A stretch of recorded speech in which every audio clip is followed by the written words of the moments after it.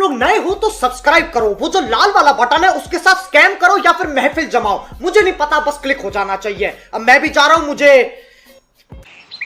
दिवाली का समय पास आने वाला था और सभी मोहल्ले वाले अपने अपने घरों की सजावट कर रहे थे। संगीता गली में झाड़ू लगा रही थी, तभी उसकी पड़ोसन अनीता उससे बोलती है, अरे ध्यान से संगीता भाभी, धीरे झाड़ू लगाइए ना, सारी मिट्टी मेरे ही दरवाजे पर आ रही है। अच्छा, मैं तो घर के बाहर झाड़ू लगा रही हूँ और तुझे इतनी दिक्कत है तो खुद ही साफ कर ले। तभी उसका पति अनुज बोलता है, अरे भाभी, वो मिट्टी आकर दरवाजे पर बैठ जाती है ना, इसीलिए वो बोल रही है। तुम मर्द लोग तो बस बहाने बनाना जानते हो। एक तो वैसे दिवाली कितनी साफ सफाई करके मेरी कमर दुख रही है, लो खुद ही आकर सफाई कर लो। इसी तरह उनके बीच लड़ाई का टॉपिक शुरू हो जाता है तो वही दूसरी तरफ रंजना का घर था। वो अपने दरवाजे के सामने झालर टांग रही होती है, जबकि मदन साइकिल पर आ रहा होता है। वो झालर मदन के मुंह पर लगती है। ओफो, जरा देखकर तुम्हारे झालर से मैं भी गिर जाता तो मुझे चोट लग जाती। अच्छे से जानती हूँ आपको, आप हमसे चिढ़ते हैं क्योंकि हमारे घर की सजावट आपके घर की सजावट से ज्यादा सुंदर दिख रही है ना। वही थोड़ी आगे इसी तरह दो और औरतें आपस में झगड़ रही थी। तुम हर बार ऐसे ही करती हो रुचि, कोई भी घर आता है तो धुलाई के नाम पर हमारे घर के आगे कीचड़ कर देती हो। लो भाई, अगर सफाई नहीं करूँ तो कहोगी कि गंदगी है, और सफाई करूँ तो कहती हो कि कीचड़ कर दिया। पता नहीं तुम्हें क्या प्रॉब्लम है मुझसे। इसी तरह पूरे गली मोहल्ले में सब अपने अपने घरों की साफ सफाई और सजावट के चक्कर में एक दूसरे से लड़ रहे थे, तो वहीं गली के बच्चे आपस में एक कोने में पटाखों की चर्चा कर रहे थे। मेरे पापा तो इस बार मेरे लिए रॉकेट लाएंगे। अरे रॉकेट क्या, मेरे पास तो 500 रुपए वाले बम है, इस बार तो हम अच्छे से धमाके करेंगे। मैं तो खूब सारे अनार और बम पटाखे जलाऊंगी। तो वही कुछ बच्चों ने तो अभी से ही पटाखे जलाना शुरू कर दिया था, जिससे अड़ोसी पड़ोसी परेशान हो रहे थे।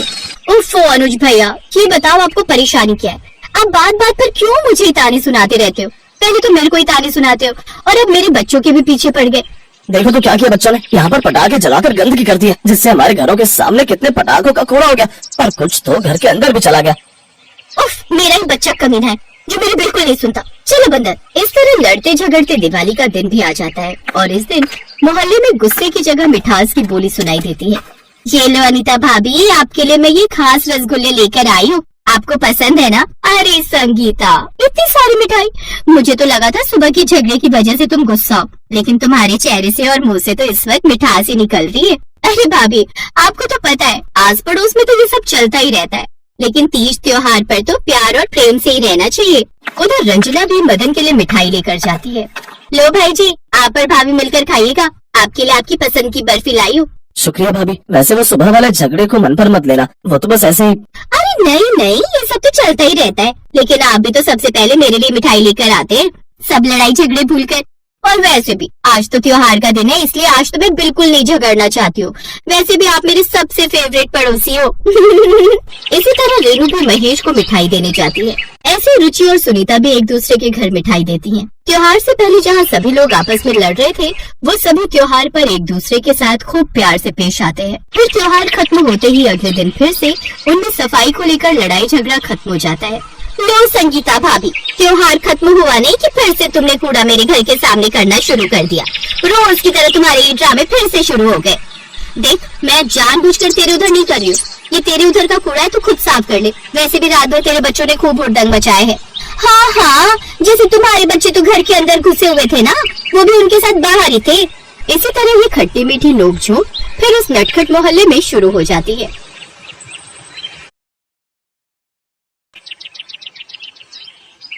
राजीव उठो, सुबह के 5 बज गए हैं। मैंने तुम्हें रात को बोला था ना कि 5 बजे उठ जाना।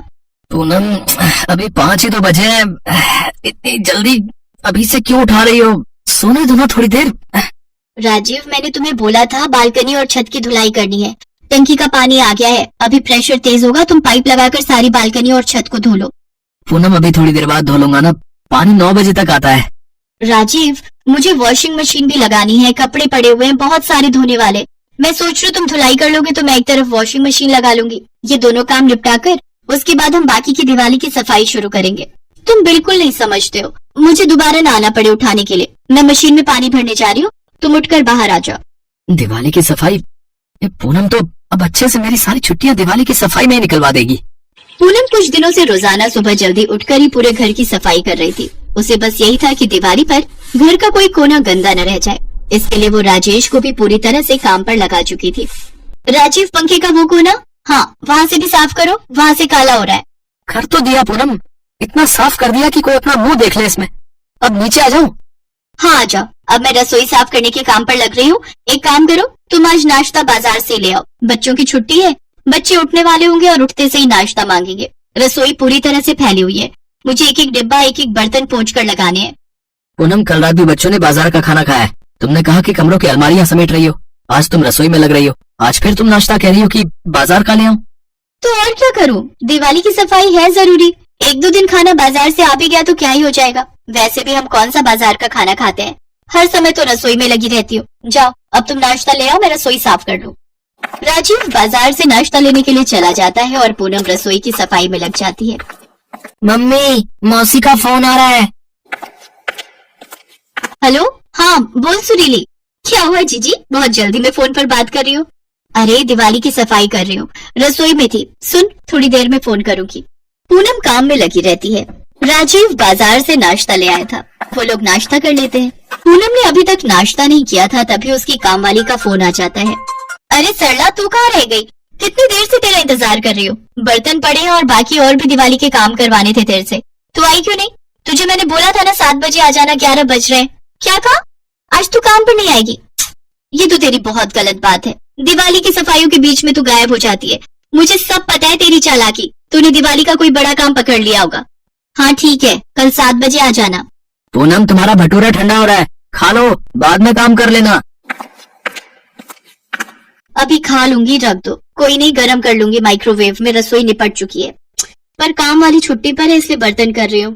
सुनो, मुझे बाहर की गैलरी करनी है, छत पर कपड़े सूख गए होंगे तो वो ले आओ जरा। 2-3 दिन तक पूनम दिवाली की सफाइयों में ही लगी रही। उसने न अपने ऊपर ध्यान दिया, न राजीव के ऊपर और न ही बच्चों के ऊपर। उसे तो बस घर को साफ करना था। इस बीच शंकी और चिंकी क्या खा रहे थे क्या नहीं खा रहे थे, इस पर उसने कोई ध्यान नहीं दिया। मम्मी, मुझे भूख लग रही है बहुत तेज।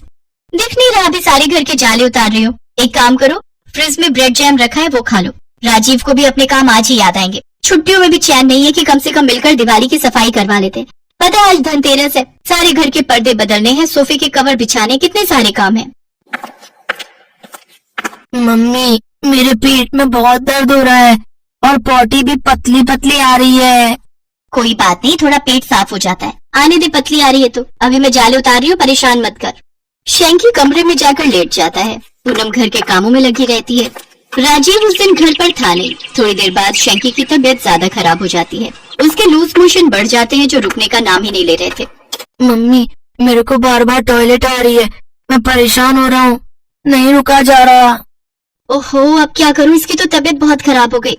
मेरे बच्चे परेशान मत हो, मैं अभी डॉक्टर के पास लेकर चलती हूँ। रुक, मैं तेरे पापा को फोन मिलाती हूँ। मेरे बच्चे का चेहरा बिल्कुल उतर गया है। कुछ देर बाद राजीव आ जाता है। वो और पूनम शंकी को डॉक्टर के पास लेकर जाते हैं। बेटा, आपने क्या खाया था? कब से है लूज मोशन? मैंने भटूरा छोला खाया था। मम्मी, वो जो कल भटूरा बच गया था वो रसोई में रखा था, मुझे भूख लग रही थी, मैंने वही खा लिया। शंकी बेटा, वो तो 1 दिन पहले का भटूरा था। कोई बात नहीं, शायद इसी वजह से बच्चे का पेट खराब हुआ है। पेट में इन्फेक्शन है, घबराने की कोई बात नहीं है। मैं इंजेक्शन दे देता हूँ, उससे बहुत जल्दी आराम आ जाएगा। और बाकी मैं 2 दिन की दवाई दे रहा हूँ, कल सुबह तक ही आराम आ जाएगा। डॉक्टर की बात सुनकर पूनम अब तक समझ चुकी थी कि गलती उसकी ही है। राजीव और पूनम शंकी को दवाई दिलवा कर घर आ जाते हैं। तू कमरे में लेट, मैं तेरे लिए खिचड़ी बना देती हूँ। गलती मेरी ही है, दिवाली की सफाई के चक्कर में मैंने अपने बच्चों पर ध्यान नहीं दिया और आज बासी खाना खाने की वजह से शंकी के पेट में इन्फेक्शन हो गया। इसका पेट खराब हो गया। चिंकी बेटा, तू भी फालतू की चीज मत खाना। मैं तेरे लिए सब्जी के साथ अभी रोटी बना कर देती हूँ, वही खाना। सॉरी राजीव, मैंने तुम्हें भी बहुत परेशान किया। मन मत खराब करो पूनम, शंकी अब ठीक है, देखो उसे आराम है। हाँ मम्मी, अब मैं बिल्कुल ठीक हूँ। अब मुझे बार बार टॉयलेट नहीं आ रही। अब मुझे जल्दी ठीक होना है, कल दिवाली भी तो है ना मम्मी। हाँ मेरे बच्चे, सुनो, तुम भी सफाई का काम छोड़ दो, ठीक है? जितनी हो गई, साफ ही तो है घर। जब तबीयत ही ठीक नहीं रहेगी तो घर साफ होने से क्या होगा? सेहत है तो सब कुछ है। मैंने तो सीख लिया है, जितना शरीर से बन पड़े उतना ही काम करो। बिल्कुल ठीक जीजी, सारा दिन सफाई सफाई कर करके देखो जरा शक्ल पर 12 बजा रखे। तुम अब कुछ नहीं करोगी, तुम भी आराम करो। शंकी बेटा टेंशन मत ले, अभी 1 घंटे में तुम बिल्कुल ठीक हो जाएगा। फिर हम सब दिवाली की शॉपिंग करने चलेंगे। मौसी, डॉक्टर के इंजेक्शन से मैं बिल्कुल ठीक हो गया हूँ। मेरा बहादुर बच्चा। हाँ मेरे राजा बेटे,